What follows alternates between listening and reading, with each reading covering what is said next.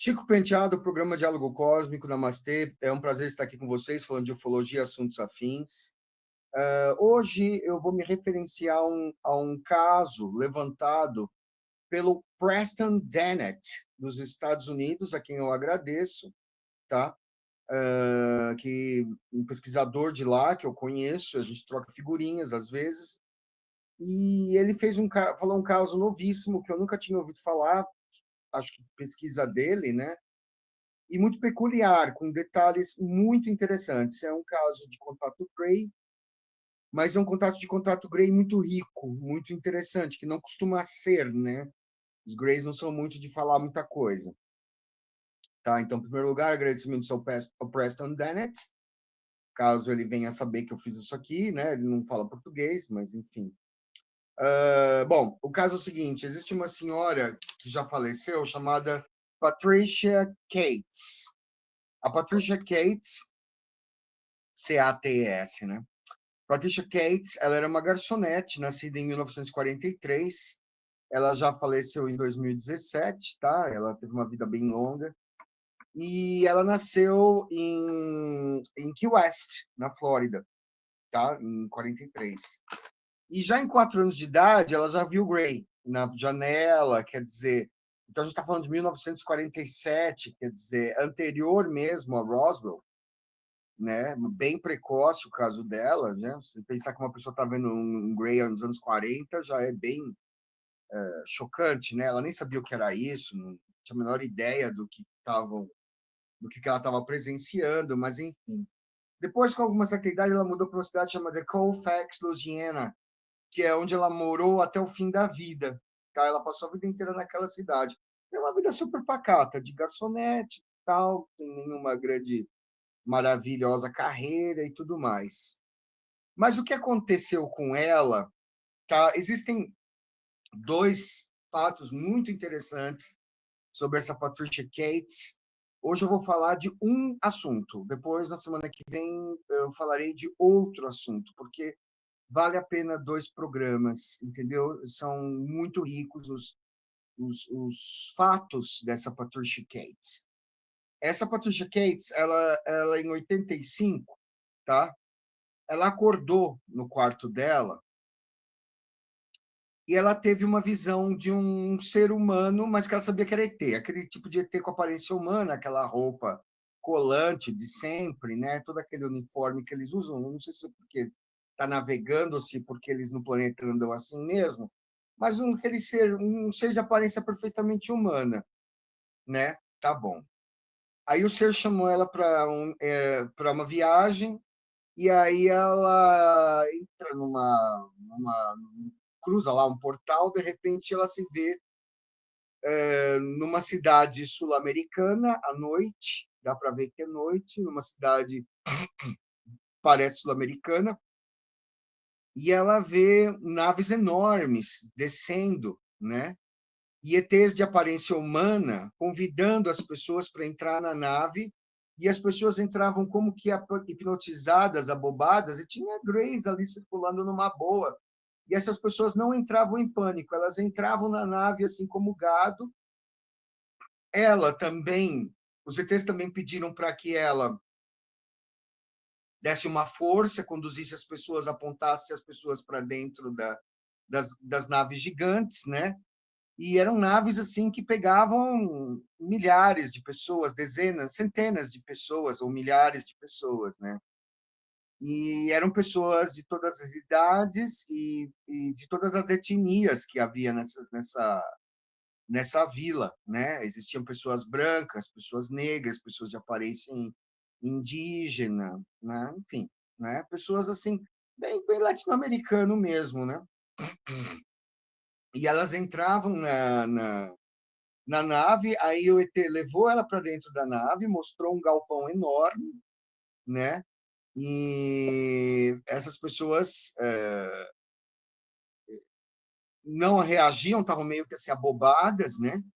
E os Greys, assim, aparentemente muito satisfeitos com o seu trabalho, de repente acontece uma erupção vulcânica, tá? E isso causa o que a gente chama de um lahar. O lahar é quando o pico era nevado, quando acontece uma erupção vulcânica, nem sempre é a lava que mata. Muitas vezes, no caso de um pico nevado, como era esse do sonho dela, da experiência dela, ele era gelado e, com o calor do vulcão, ele derreteu e formou uma tsunami de lama. Essa tsunami de lama varreu aquela vila e os que não tinham sido salvos foram todos levados por essa lama, né? Mais ou menos como aconteceu aqui no Brasil, em Brumadinho, né? Que aconteceu aquela lama, tal, aquele lamaçal, aquelas pessoas morreram todas, com animais e casas, tudo sendo arrastado, né? E aí o ET falou para ela assim: eles não voltam mais, né? Eles vão conosco, eles não voltam mais, tá? E aí eles pegaram, deixaram ela testemunhar isso daí, e aí ela foi reconduzida numa nave de volta para a casa dela lá na Louisiana, e aí ela volta e ela acorda, entendeu? Aquela coisa assim, né? Meio que acorda, tem aquele, né? Ela fala assim, eu sonhei isso, tá bom. Aí no dia seguinte ela liga o rádio, TV, e a gente está falando de 85, tá? Não tinha internet, 1985. E aí ela descobre que houve um grande acidente vulcânico, um dos mais mortais desde a época de Pompeia e Herculano, que a gente conhece, né? Em Nevado del Ruiz. Nevado del Ruiz é em Colômbia, tá? E que essa tsunami de lama arrastou uma cidade inteira, uma vila, né? Chamada Armero. E nesse Armero teriam supostamente morrido 23 mil pessoas. 23 mil pessoas foram dadas como desaparecidas. Alguns corpos foram encontrados, outros não, né? Bom, e o que a gente conclui disso daí, né? Que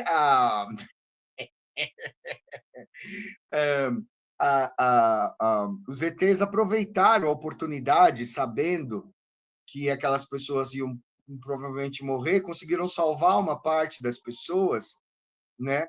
Só que elas não podiam devolver essas pessoas vivas, inteiras, normais, para a Colômbia, né? Então eles levaram embora e fizeram, vamos supor, uma pescagem de 20 mil pessoas, de 15 mil pessoas em naves, né? E levaram embora para o mundo grey deles, para fazer sabe lá o quê, entendeu? Para conhecer, para estudar, entendeu?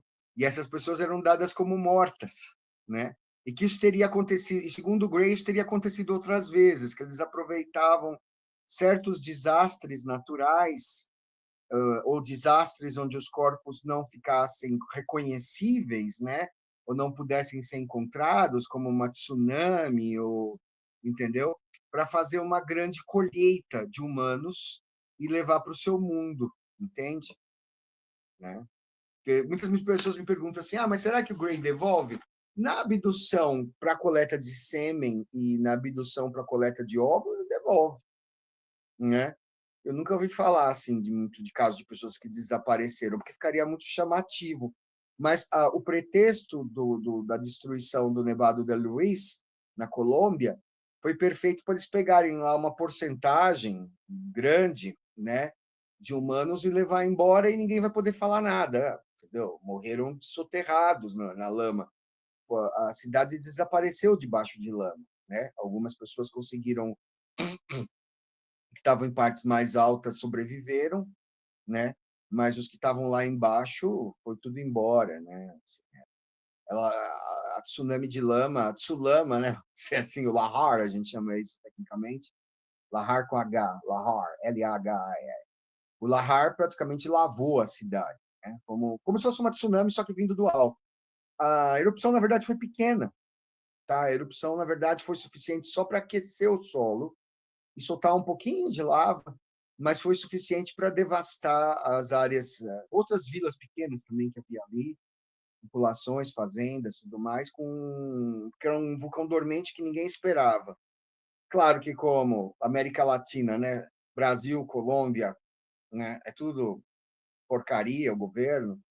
Os caras até suspeitaram que poderia estar acontecendo, mas com tanto problema que eles tinham com, com crime organizado e coisas assim, eles nem deram bola para isso daí, porque eles estavam com problemas políticos na época, problemas governamentais, então aquilo ali passou batido. Foi a maior, foi é a coisa de você viver no Brasil ou na Colômbia ou na Venezuela, ou entendeu? Onde você a sua vida não vale nada.